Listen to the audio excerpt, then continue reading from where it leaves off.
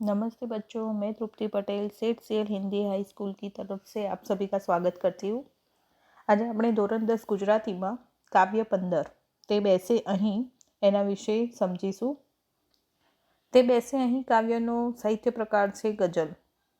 કવિનું નામ છે સ્નેહી પરમાર। સ્નેહી પરમાર કવિનો આપણે પરિચય જોઈશું। એમનું આખું નામ છે સ્નેહી હરિભાઈ પરમાર। એમનો જન્મ થયો 1/6/1971 અને એમનું વતન છે સનાળિયા। કાવ્યના પરિચયમાં જોઈએ તો આ કાવ્યનો સાહિત્ય પ્રકાર ગઝલ છે। ગઝલમાં સભામાં એટલે કે માનભર્યા સ્થાનમાં બેસવાની લાયકાત ક્યાંથી મળે છે તેનું સુંદર વર્ણન કર્યું છે। એટલે કે જે મોટી સભા હોય એમાં આપણે જે બેસવાનું સ્થાન લઈએ છીએ એની લાયકાત તમને ક્યાંથી મળી છે એના વિશેનું અહીંયા વર્ણન આપ્યું છે। બીજાને માટે સંવેદના સફળતાની ટોચે હોવા છતાં નમ્રતા કોઈપણ પ્રસન્નતાના મોહ વિના કેટલું ગુપ્તદાન એ માણસની લાયકાત દર્શાવે છે। તો કાવ્યમાં માણસની લાયકાત વિશે આપણે સમજવાનું છે। ચલો આપણે કાવ્ય જોઈશું। કોઈનું પણ આંસુ લૂછ્યું હોય તે અહીં બેસે, તે બેસે અહીં ને પછી છાતીમાં દુખ્યું હોય તે બેસે અહીં। સૂર્ય તપતો હોય એનો મધ્યમાં ને તે છતાં કોઈના ચરણમાં ઝૂક્યું હોય તે બેસે અહીં। હાથ પોતાનોય બીજો જાણવા પામે અહીં, કીડિયારું એમણે પૂર્યું હોય તે બેસે અહીં। એટલો લાયક ખરો કે હું અહીં બેસી શકું, એટલું પોતાને પૂછ્યું હોય તે બેસે અહીં। જે ક્ષણે પોતાને પૂછ્યું હોય ની બીજે ક્ષણે આ સભામાંથી જે ઉઠ્યું હોય તે બેસે અહીં। અહીંયા કવિ એની લાયકાત વિશે કહે છે કે આટલી આટલી વસ્તુઓ ધરાવતા હોય એ જ માણસ અહીં બેસે, જે ના ધરાવતા હોય અહીંયાથી ઊભા થઈ જાય।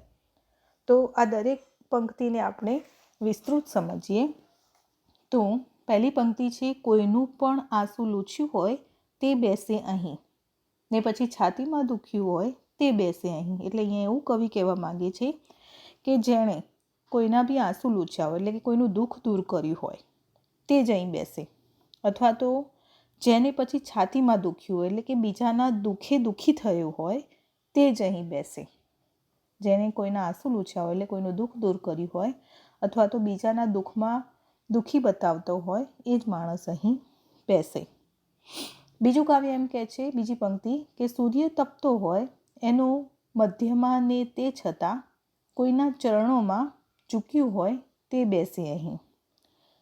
એટલે કે જેનો સૂર્ય મધ્યમાં તપતો હોય એટલે કે જે પ્રગતિના શિખરે હોય છતાં કોઈના ચરણમાં ઝૂક્યો હોય એટલે કે નમ્ર થયો હોય તે જ અહીંયા બેસે। પ્રગતિ ભલે થઈ હોય પણ કોઈના ચરણોમાં ઝૂક્યો હોય એ જ માણસ અહીં બેસે। હાથ પોતાનોય બીજા જાણવા પામે નહીં, કીડિયારું એમ પૂર્યું હોય તે જ બેસે અહીં। એટલે કે પોતાનો બીજો હાથ પણ જાણે નહીં એ જ રીતે જેણે કીડિયારું પૂર્યું હોય એટલે કે જેને ગુપ્ત દાન કર્યું હોય કે જે દાન કોઈએ બીજાને ખબર ન હોય તે માણસ જ અહીં બેસે। એટલો લાયક ખરો કે હું અહીં બેસી શકું, એટલું પોતાને પૂછ્યું હોય તે જ બેસે અહીં। એટલે કે શું હું એટલો લાયક ખરો કે હું અહીં બેસી શકું કે જેને આટલું પોતાની જાતને પૂછ્યું હોય તે જ બેસે અહીં। એટલે કે આગળની જે વાત કરી એ રીતે માણસ પોતાની જાતને પૂછે કે મેં ખરેખર આટલું કર્યું છે તો જ એ અહીં બેસે, નહીતર ના બેસે।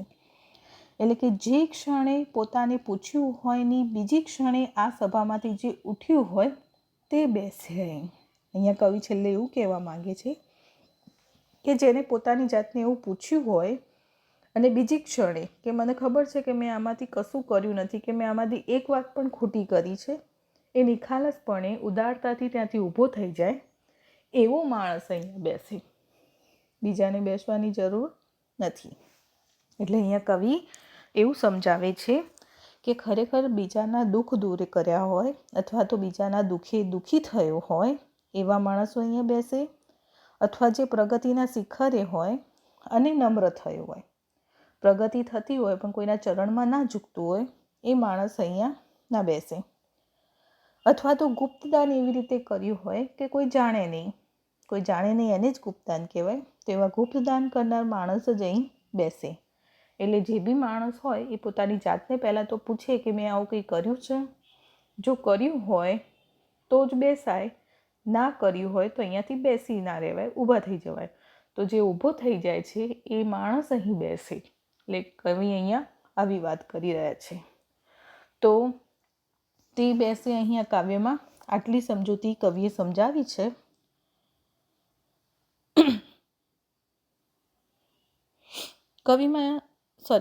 કવિતામાં અહીંયા સ્વાધ્યાયમાં 2 વિકલ્પો આપેલા છે કે સૂર્ય તપતો હોય એનો મધ્યમાંનો અર્થ. સૂર્ય તપતો હોય એનો મધ્યમાં પંક્તિ આવી આપી છે, તો એનો અર્થ શું થાય? વૈશાખ મહિનાનો સૂર્ય, લાલ ધગધગતો ગોળો, પ્રગતિની ટોચે હોવું કે સૂર્ય અને ચંદ્રની મધ્યમાં. તો અહીંયા સૂર્ય તપતો હોય એનો મધ્યમાંનો અર્થ થાય પ્રગતિની ટોચે હોવું. બીજું છે કોઈની કવિ કઈ રીતે આપેલા દાનને ઉત્તમ માને છે.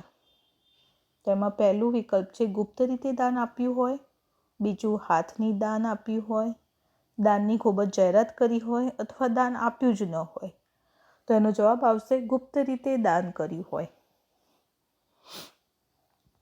અહીંયા શબ્દની સમજૂતીમાં સમાનાર્થી શબ્દ જોઈએ તો સૂર્યનો સમાનાર્થી એટલે કે બીજો અર્થ થાય છે ભાસ્કર, રવિ, આદિત્ય. એવી જ રીતે બીજો શબ્દ છે હાથ, તો હસ્ત, કર, પાણી. ત્રીજો શબ્દ છે ચરણ, તો એનો છે પગ. ચોથો શબ્દ છે ક્ષણ, એટલે ઘડી અથવા પળ. એવી રીતે વિરોધાર્થી શબ્દમાં જોઈએ તો લાયક, તો એનો વિરોધી થાય છે ગેરલાયક. બીજો શબ્દ છે ઉઠવું, તો એનો વિરોધી થાય છે બેસવું. રૂઢિપ્રયોગમાં જોઈએ તો આંસુ લૂછવું એને શું કહેવાય?